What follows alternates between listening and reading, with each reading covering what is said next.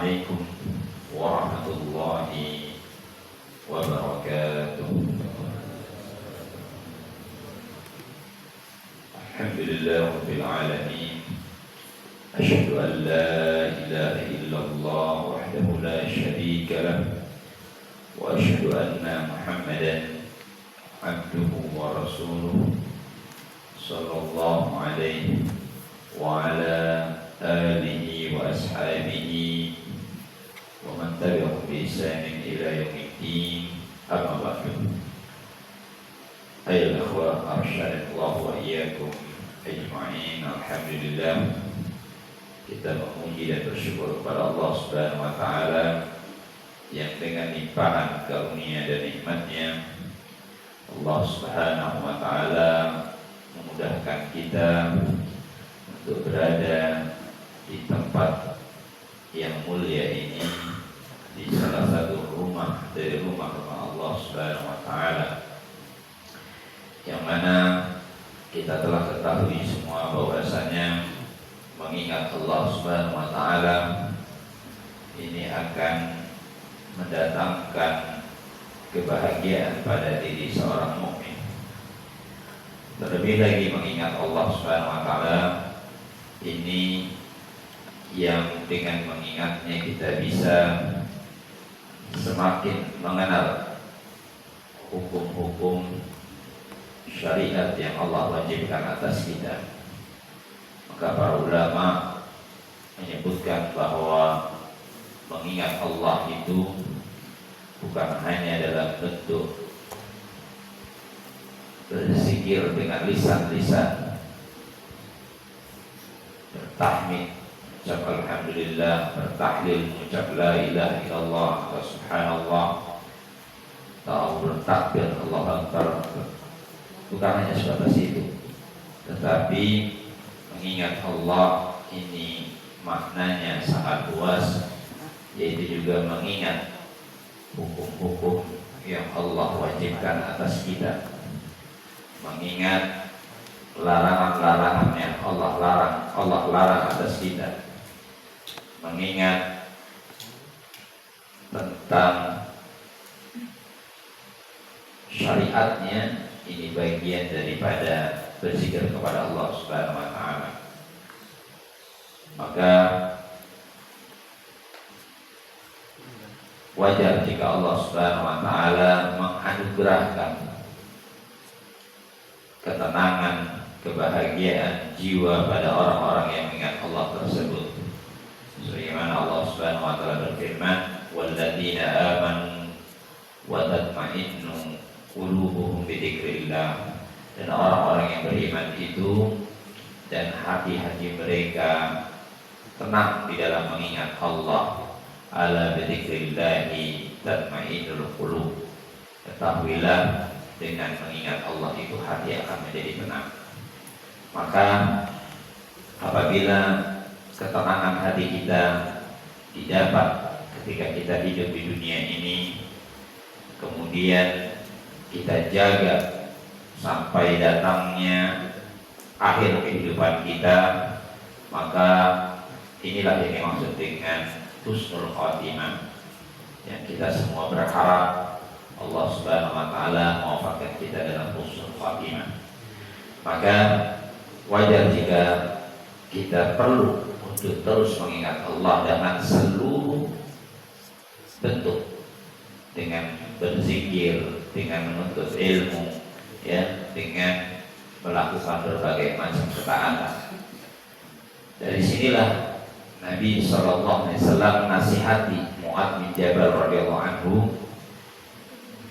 di dalam sebuah hadis yang sahih. Nabi SAW menasihati beliau, la tada bi kulli duburi shalah antaqul, hendaklah kau jangan meninggalkan di akhir salatmu atau di penghujung salatmu, di sujud, di doa yang terakhir, di dalam di sujud terakhir ketika seseorang disyariatkan berdoa, untuk berdoa, Allahumma a'inni, wahai Allah, aku memohon kepadamu pertolongan atau tolong tolonglah aku.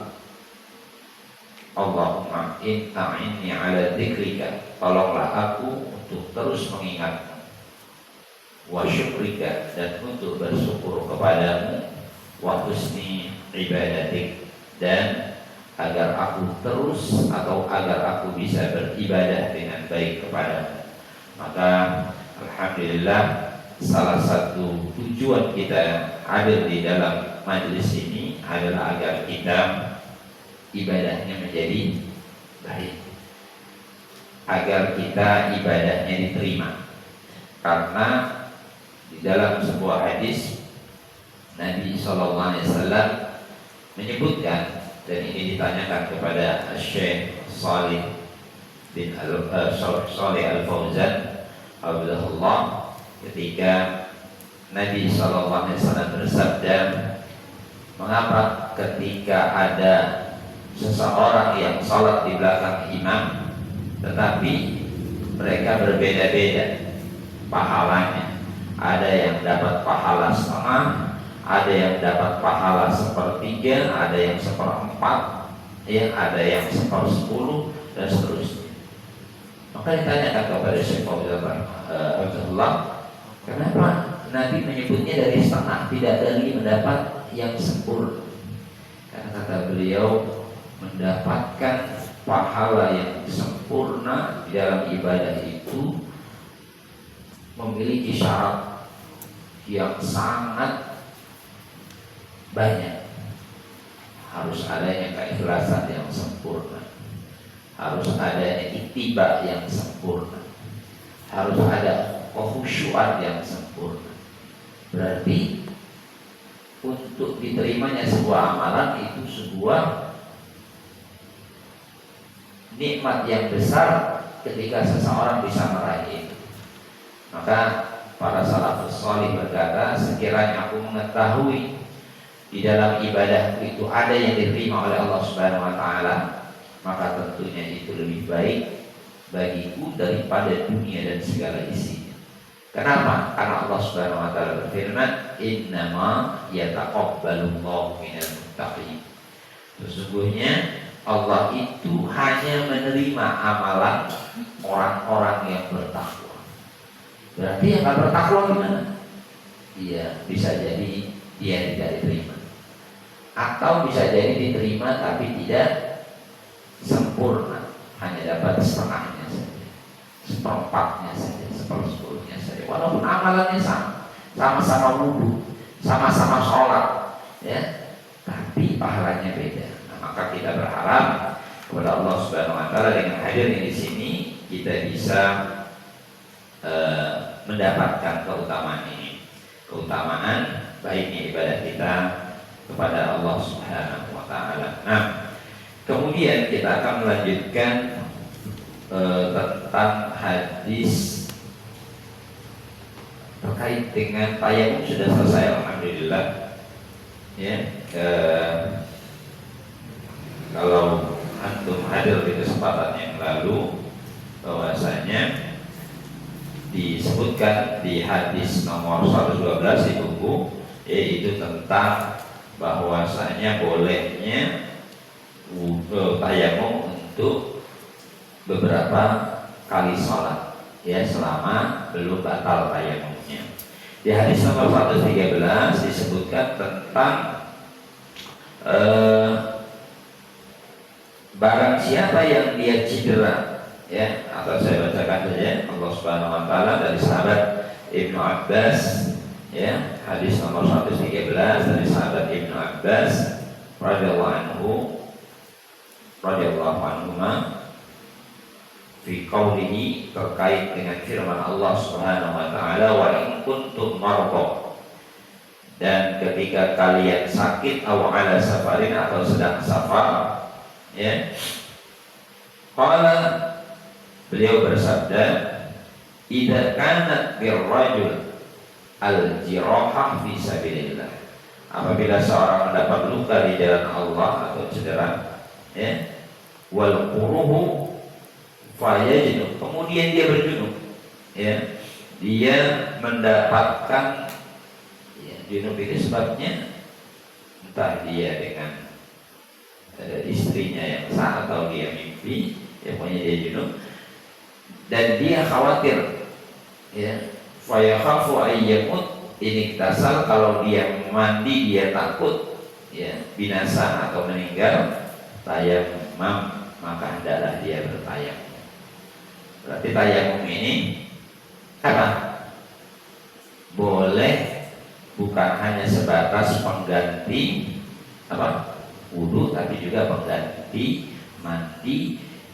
Walaupun ada air tapi dikhawatirkan dia meninggal dengan mandi atau bertambah parah sakitnya, maka di sini dibolehkan dia bertayamum. Nah, kemudian di hadis nomor 114,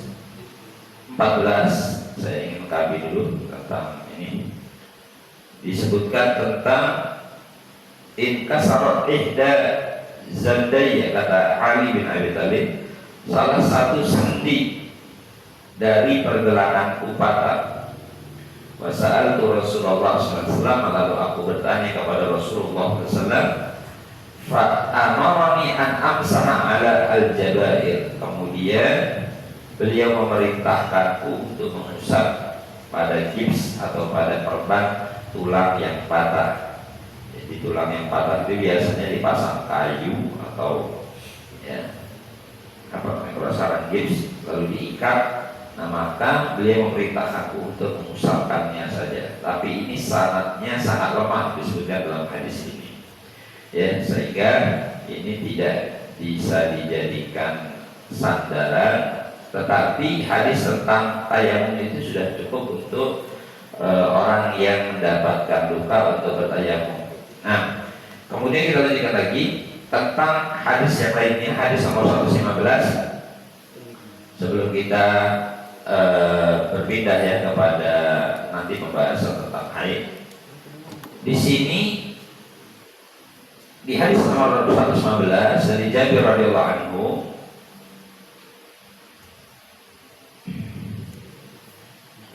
agak berbeda ini tempatnya. Nah, dari Jabir radhiyallahu anhu, firrajul, tentang seseorang alladzi syajja, orang yang terluka di kepalanya, faktasala, kemudian dia mandi, famata, kemudian dia meninggal, ya. Maka beliau mengingatkan, Nabi bersabda, innama kana yakfi ayyatayammam, sebenarnya cukup atau cukup baginya untuk bertayamum saja. Wa yaksiba ala jurhihi, kemudian mengikatkan kain pada lukanya, khirqatan, ya, dengan ikatan, yang sah alaiha, kemudian dia mengusap padanya, wa yaghsil sa'ira jasadihi, kemudian dia membasuh sisa tubuhnya yang lain. Ini juga sanadnya ada kelemahan. Artinya cukup dia tayamum, gugur kewajiban mandinya, ya.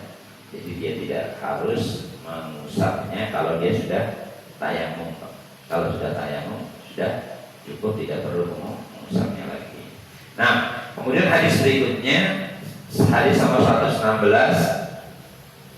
Di sini tadi disebutkan kalau dia tayamum maka hukum lainnya menjadi gugur, hukum mandinya itu, ya, seperti itu. Kalau dia tidak tayamum berarti dia berwudu dengan mengusap bagian yang ditutup lukanya tadi dengan perban. Nah, itu juga dibolehkan, tetapi dia tidak bertayamum, berwudu. Tapi itu bagian lukanya dia cukup usap bagian atasnya saja. Nah, kemudian dari Ibnu Abbas radhiyallahu anhuma, hadis nomor 116, minas sunnah, termasuk sunnah la yusolli ya ar-rajul, hendaklah seseorang tidak salat bitayamum, dengan tayamum, illa sholatan wahidatan, kecuali satu salat saja.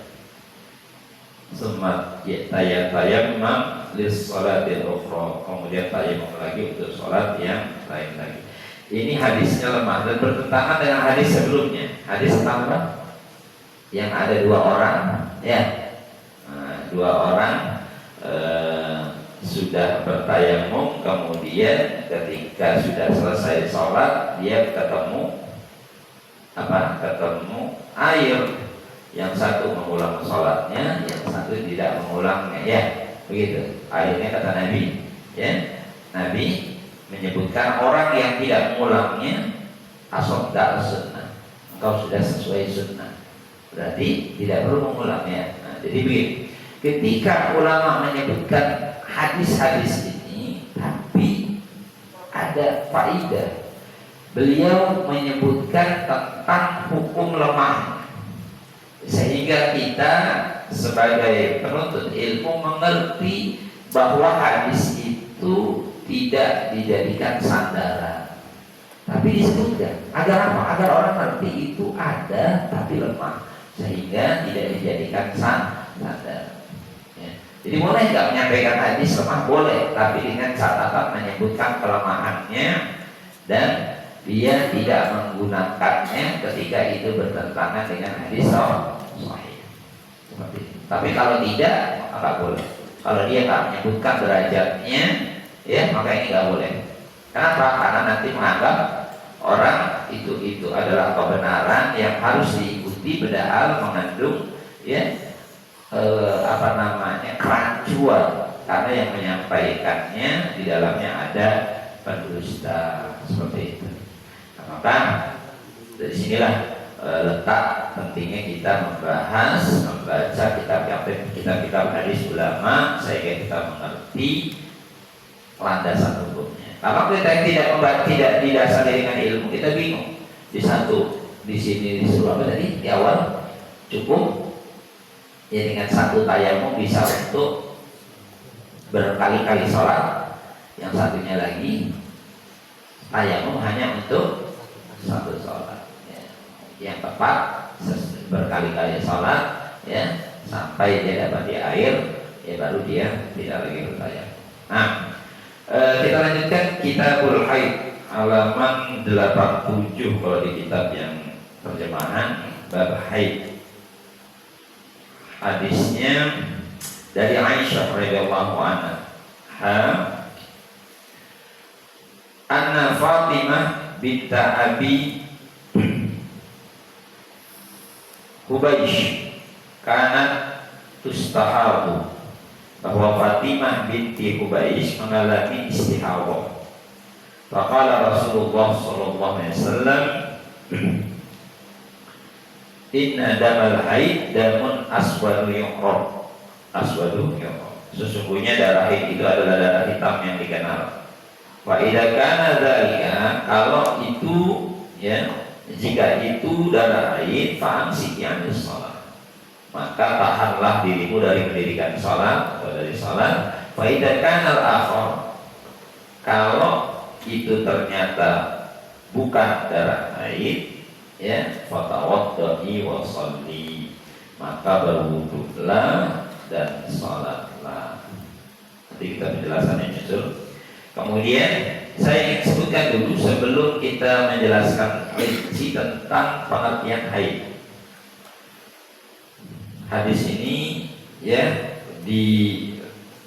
disebutkan, disahihkan oleh Ibnu Hibban, tapi dinyatakan mungkar oleh Abu Hatim. Tapi nanti kita akan sebutkan rincian dari Syekh yang mensyarah kitab ini, ya, insyaallah. Haid itu apa artinya? Haid itu yaitu keluarnya darah yang mengalir dari seorang wanita, ya, itu haid. Secara syariat itu darah tabiat, darah yang apa tabiat itu?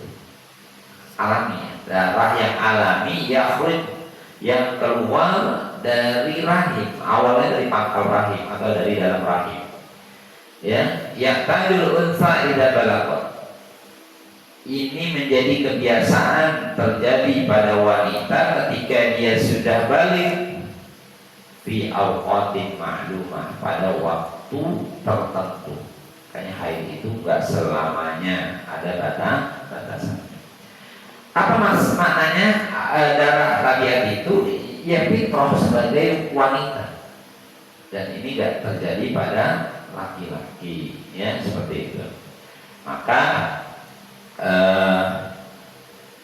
dari sini beda laki perempuan, beda, ya maka nggak boleh, ya oleh sadar kalau laki-laki itu bukan perempuan, maka nggak boleh laki-laki meniru perempuan, perempuan niru laki-laki.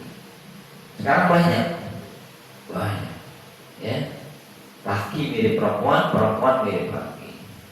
Yang lebih uniknya lagi, laki-laki yang bergaya perempuan dikasih manggung, disuruh nyampaikan ilmu. Orang yang Nabi mengatakan Allah melaknatnya, la'anallahu al-mutasyabbihat minar mutasyabbihina minar rijal bin nisa. Allah melaknat para penyerupa, orang-orang yang meniru-niru dari kalangan laki-laki meniru menjadi perempuan. Wa la'ana Allahu al-mutasyabbihat minan nisa birrijal. Allah juga melaknat para wanita yang meniru-niru laki-laki. Tapi dijadikan bahan tontonan, menjadi bahan guyonan di negara. Nah ini unik, ya maka ini akhir zaman. Sesuatu yang dilaknat oleh Allah malah digandrungi, dikasih panggung, disukai, dianggap biasa. Dan ini menunjukkan apa namanya? Akhir zaman. Yang hak dianggap batil, yang batil dianggap hak. Ya. Ketika kita membantah perbuatan tersebut, dianggap orang-orang yang keras, orang-orang yang tidak toleransi, maka wajar. Atau orang-orang yang ekstrim, orang-orang yang aneh, orang menyampaikan kebaikan masih dilarang, padahal banyak orang yang melakukan keburukan. Kita tidak bahas masalah menyampaikan kebaikannya, tapi meniru-niru, ya wanita atau laki-laki yang meniru wanita, ini merupakan perbuatan yang dilaknat oleh Allah Subhanahu wa taala. Nah, keluar dari pangkal atau dari dalam rahim wanita. Jadi seperti itu. Sedangkan darah istihadah itu darah yang keluar bukan dari rahim atau bukan dari dalam rahim, ya, istihadah darah penyakit, ya, tapi ini keluar dari kemaluan, maka disebut darah istihadah, ya, darah istihadah. Nah, nanti hukumnya kita bahas. Kemudian haid itu merupakan tanda bagi wanita kalau dia sudah balik, ya. Jadi kalau belum balik dia nggak haid, belum balik dia biasanya belum haid. Makanya berbeda-beda wanita itu. Baliknya ada yang 9 tahun, 12 tahun, 15 tahun ya, gitu ya, haidnya, ya seperti itu. Tapi kalau 30 tahun nggak haid gimana? Ya dia dihukumi, ya orang yang terdekat dari dia, ya siapa, ya, ibunya berapa tahun dulu haidnya atau saudara kandungnya, dia dihukumi itu, ya nanti dia bebas dari hukuman. Kenapa? 40 tahun masih anak-anak, padahal dia karena kelainan, ya karena sesuatu yang penyakit sehingga dia tidak haid. Nah, kemudian di waktu yang tertentu saja. Maksudnya apa? Ya, karena haid itu umumnya terjadi marrah kulla syahrin, sekali dalam 1 bulan. Bisa jadi di awal bulan, di tengahnya atau di akhirnya, sesuai dengan kebiasaan wanita, ya. Jadi seperti ini, bisa. Nggak ada tetapannya di awal, di tengah, tapi itu terjadi pada wanita setiap bulannya. Apa hikmah dari haid? Ya, Allah menjadikan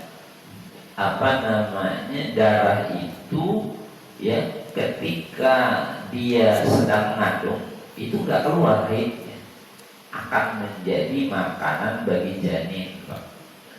Janin kalau dia nggak keluar maka dia janin, tapi nggak sebagai darah yang kotor, darah yang bersih karena nggak keluar. Nah, seperti itu. Ya, jadi itu hikmahnya. Kalau wanita hamil kemudian dia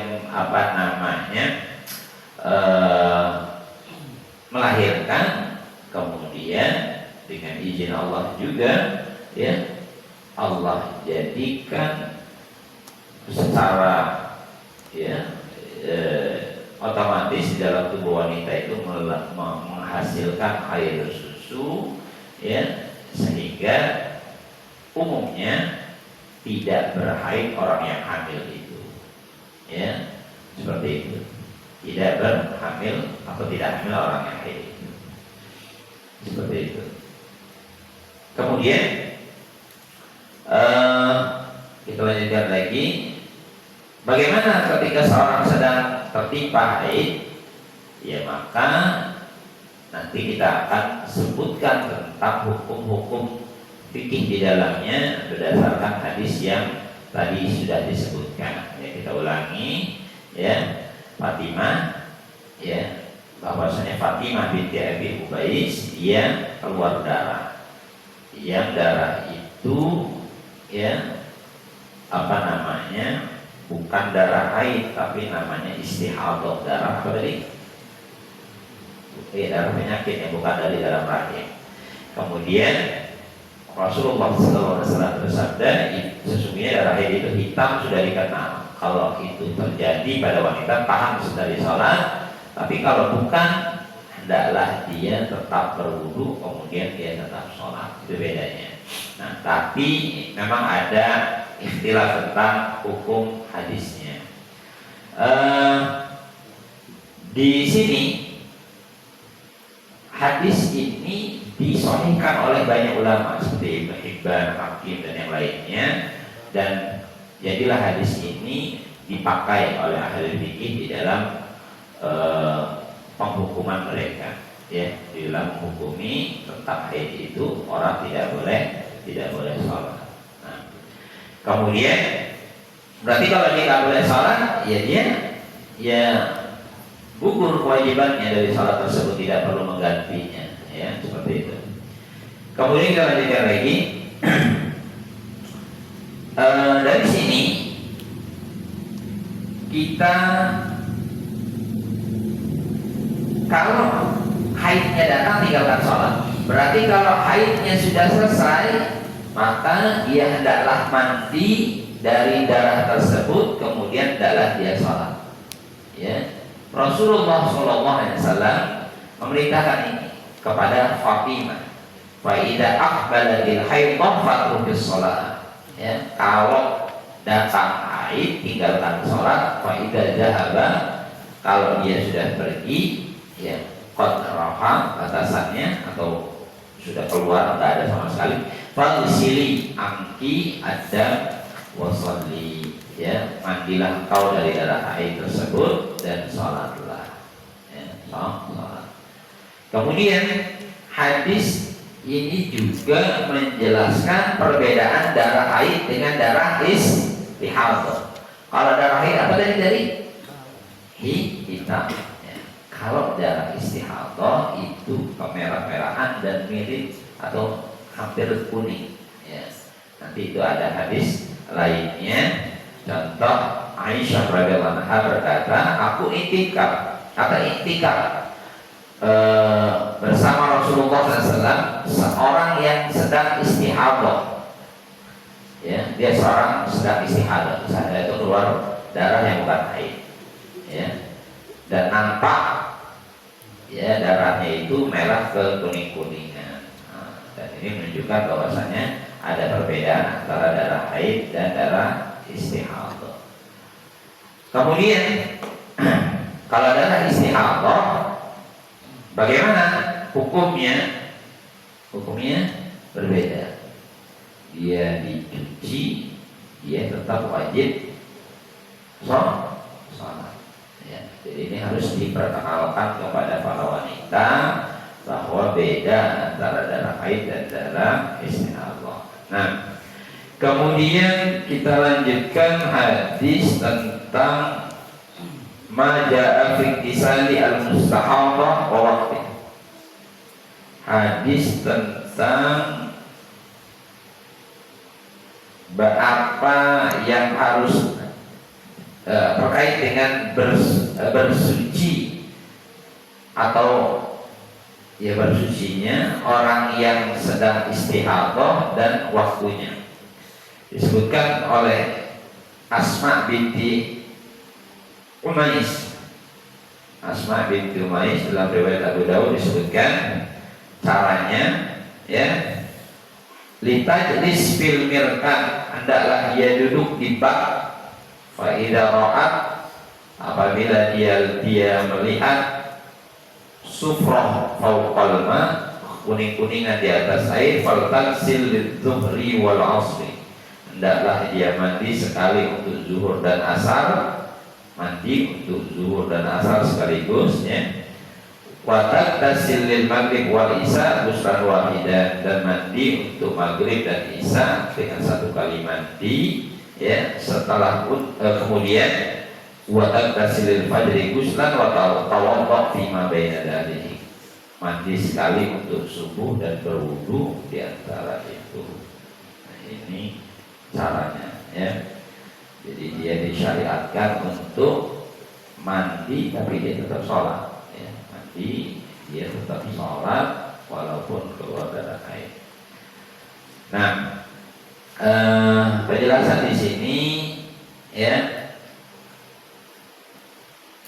gamblang dari Nabi SAW. Tetapi ini masalah caranya ini kita tidak, atau ulama tidak menyampaikan ini menjadi wajib, ya, caranya, ya. Tetapi sekiranya seseorang ketika dia ingin sholat, adalah dia mandi, kalau dia bisa gabungkan, misalnya dia mandi zuhurnya agak diakhirkan, kemudian dia tunggu, ketika nanti mau mendekati asar dia wudhu saja. Nah, gitu caranya, paham ya? Atau nanti mandi untuk maghrib, kemudian kan ada jeda itu maghrib isya, ketika dia mau isya cukup berwudhu saja. Kecuali dia dapati darah keluar, maka dia cuci dulu, maka dia setelah itu dia baru cuci dulu, baru dia berwudu, kemudian sholat. Nah, ya. Dan disyariatkan juga di hadis berikutnya ini tentang bolehnya menjamak antara dua sholat untuk orang yang sedang istihadah. Kalau darahnya keluar banyak, maka boleh dijamak, ya, sholatnya yang berdekatan tadi, zuhur dengan asar, maghrib dengan isya. Nah, hadis ini hadis yang panjang, ya, di hadis nomor 118, ya. Kata dari Hamnah binti Jahsy, beliau berkata, ya, kuntu ustahadu haidatan katsiratan syadidatan. Saya mengalami istihadah yang banyak lagi berat. Fa ataitu Nabi sallallahu alaihi wasallam astaftihi, maka aku mendatangi Nabi sallallahu alaihi wasallam untuk bertanya tentang hukumnya. Maka beliau bersabda, innama hiya raqbah minasyaitan, sesungguhnya, ya, itu hanyalah gangguan setan, ya. Fatahayyabi sittata ayyam aw sab'ah ayyam semagtasili, kata beliau, jadikanlah waktu haidmu 6 atau 7 hari saja, karena keumumannya itu. Jadi kalau enggak berhenti kok nyambung 1 bulan full misalnya, maka hentikan, hitung haidnya hanya 6 atau 7 hari saja, kemudian mandilah, kata beliau, ya, kemudian mandilah. Sumagtasili fa idas tanqati fasalli arba'atan wa ishrin, ya, apabila kamu telah bersih maka sholatlah selama 24 atau 23 hari. Artinya orang yang tak berhenti darahnya tadi, dia tetap menghukumi haidnya berapa nih? 7 hari, 6 atau 7 hari, sisanya istihadah. Istihadah wajib sholat kan? Wajib sholat. Oke. Dan kemudian kata beliau lagi, wa sumi wa sholli fa inna dzalika yujinnuki, ya. Dan berpuasalah dan sholatlah karena itu sah bagimu. Ya, artinya ya dia wajib dan sah menunaikan ibadah dalam kondisi seperti itu. Wa kadzalika fa'ali kama ta'ilun nisa. Lakukanlah seperti itu setiap bulan sebagaimana wanita haid pada umumnya. Jadi haid itu kalau di dalam keumuman di riwayat yang lain 7 sampai 14 hari. Kalau di luar itu berarti dianggap darah penyakit. Paham ya? Tapi kalau sudah full 1 bulan yang dihukumi dari berapa? 7 harinya saja sebagai haid. Nah, kemudian kata beliau lagi, ya, fa in qawiti ala an tuakhir zuhra wa tu'ajjilil asra, ya, jika kamu mengakhirkan zuhur dan menyegerakan asar, ya, summa taghtasilina tadhuri, kemudian kamu mandi ketika kamu telah suci, ya, wa tusallina zuhra wal asra jami'an, kemudian kamu laksanakan sholat zuhur dan asar sekaligus. Maksudnya mandi kemudian zuhur dan asar dijamak, ya, berarti jamak apa? Ya, didahulukan, ya. Kemudian kata beliau lagi, summa tuakhirina maghrib, kemudian kemudian kamu mengakhirkan maghrib. Di riwayat yang lain menyegerakan isya atau watuan jimina isya atau menyegerakan isya. Maksudnya isyanya diambil yang paling pangkal, paling awal, maghribnya dipepetin. Nah, gitu. Kalau untuk yang maghrib ke isya, maghribnya diakhirkan, isyanya diawalkan. Summa taghtasilina, kemudian, ya, kamu mandi kemudian kamu mandi, ya, dan melaksanakan sholat wa tajma'ina baina sholataini, kemudian kau menjama antara 2 sholat tersebut, fa'ali maka lakukanlah. Wa taghtasilina ma'as subhi, dan hendaklah kau mandi untuk sholat subuh, ya. Wa tusalli, kemudian kau sholat, ya. Qala wa huwa ajabul amrayni ilayya. Kemudian beliau bersabda lagi, ini menggabungkan 2 sholat dengan sekali mandi adalah yang paling aku sukai di antara 2 perkara. Paham ya? Menggabungkan 2 sholat, artinya boleh menjama, tapi cara menjamanya tadi diajarkan, ya, diambil awalnya untuk sholat Jumat dan asar, dan diambil akhirnya untuk maghrib dan isya, dipepetkan ke keduanya. Ya, jadi seperti itu. Untuk subuh dia mandi saja. Dan ini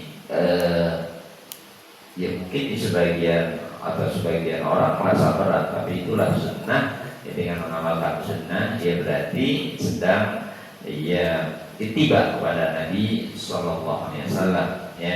Dan ini penting diketahui karena banyak orang yang mungkin nggak sholat, ya, dikiranya itu haid atau yang menganggap itu uzur sehingga dia tidak perlu sholat, dan ini adalah keliru, ya. Jadi nanti ini perlu diajarkan kepada orang-orang yang belum mengenalnya, baik ya itu anak-anak wanita yang mungkin menjelang masa baliknya, atau mungkin orang-orang dewasa yang belum mengerti tentang hukum ini, ya. Ini sampai sini ada pertanyaan sebelum kita nanti akan bahas hadis berikutnya tentang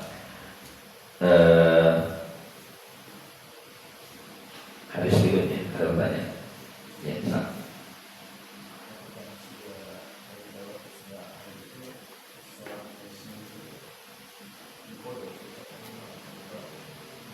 Kalau yang haid itu dia tak ada kewajiban mengkodok, iya, kecuali puasa wajib di kodok, ya.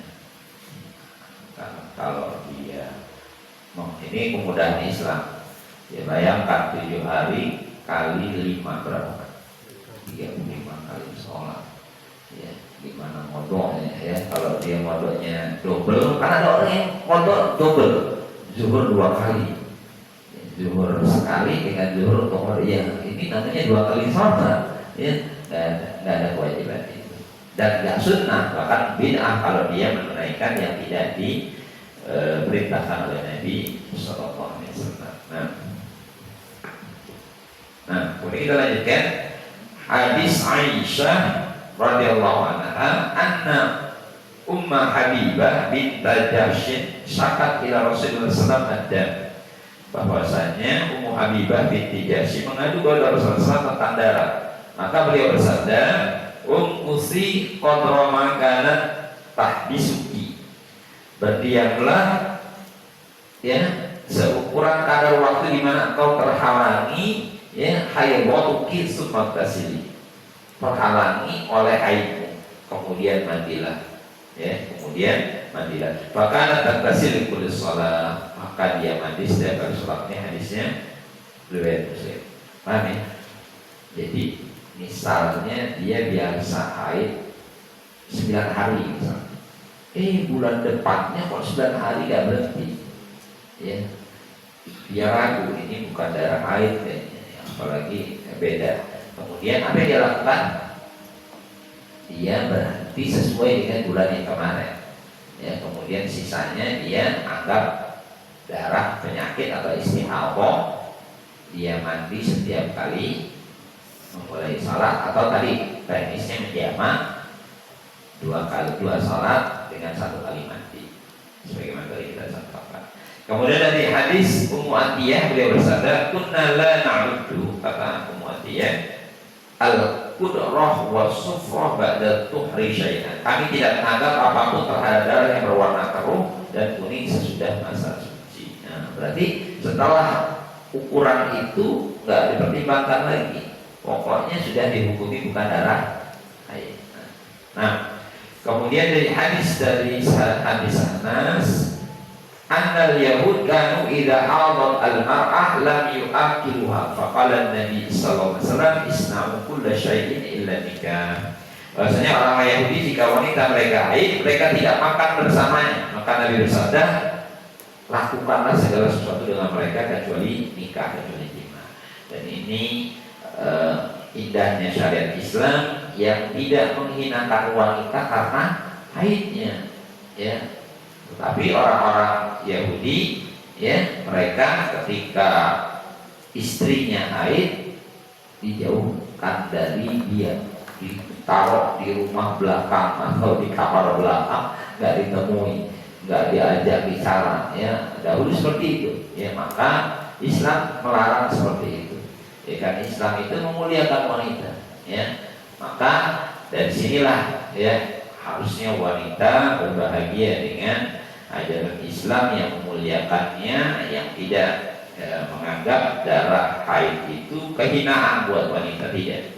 Tapi orang-orang Yahudi menganggap itu ya kehinaan, ya, sehingga akhirnya mereka menjauhi istri-istri mereka, ya, secara total, tidak diajak bicara dahulu, tidak bersentuhan, ya. Tetapi dalam Islam tidak dilarang apapun kecuali jima, ya, karena jima itu, ya, akan itu darah yang kotor, bisa menimbulkan penyakit dan juga berbahaya bagi kesehatan. Maka Islam larang yang buruk-buruk seperti itu.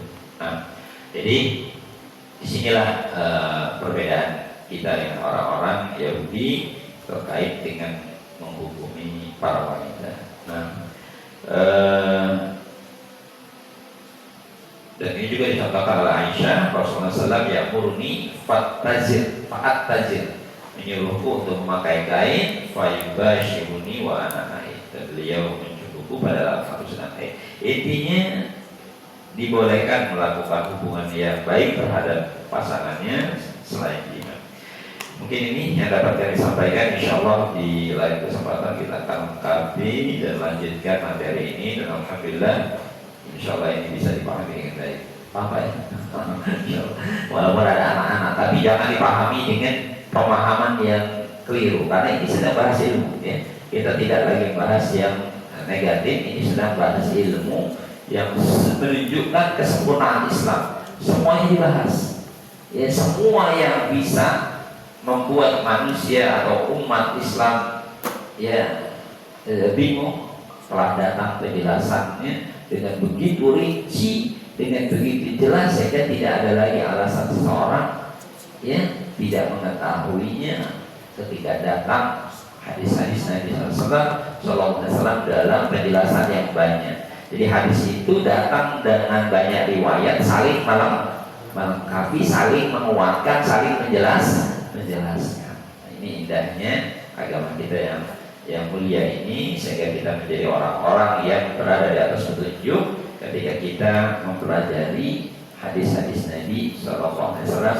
dengan bersabar, ya, menekuni membacanya, mendengarkannya dari berbagai macam jalur riwayatannya, sehingga kita mengerti dengan jelas tentang bagaimana beribadah kepada Allah Subhanahu wa taala dengan benar ketika dalam kondisi sehat atau dalam kondisi haid bagi wanita, dalam kondisi yang tidak biasa seperti itu.